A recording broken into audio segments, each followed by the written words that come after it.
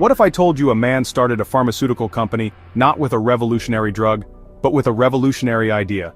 That India could make world-class medicines and take them global. This is the story of Glenmark Pharmaceuticals, a name stitched from the names of two sons and built on a father's unwavering belief in Indian innovation. If stories like this inspire you, don't forget to like, share, and subscribe. And just a reminder, this isn't a stock tip, just an inspiring business story. The year was 1977. India's pharma market was dominated by foreign giants. Medicines were expensive, innovation was rare. But Gracias Saldanha, a seasoned professional in the pharma industry, decided to build something of his own. Not in Silicon Valley, but in a small facility in Mumbai.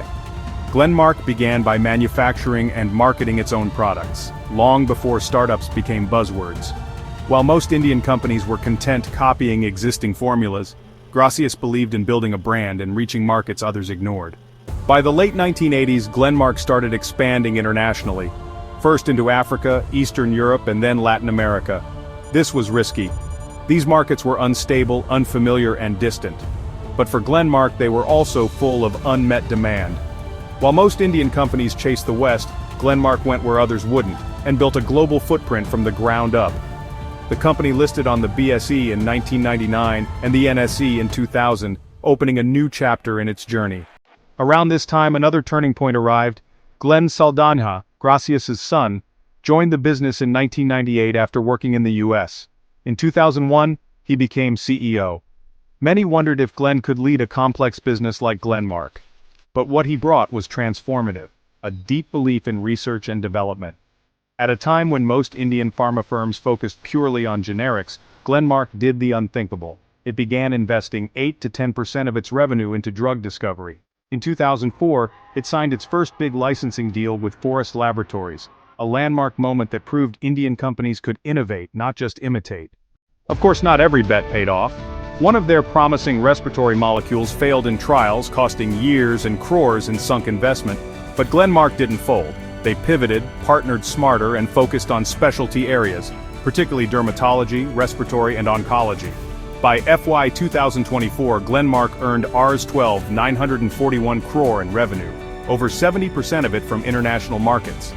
Its business model is now a mix of generics, specialty drugs, and innovative molecules licensed to global players. Simply put, they make affordable drugs at scale, and they invent high-value treatments that others take to market. Their boldest moves were always the ones no one expected, going global before it was cool, betting on R&D when no one else would, licensing molecules to big pharma while others played small. But they've had their setbacks. Regulatory hurdles, especially with the US FDA, have occasionally slowed operations.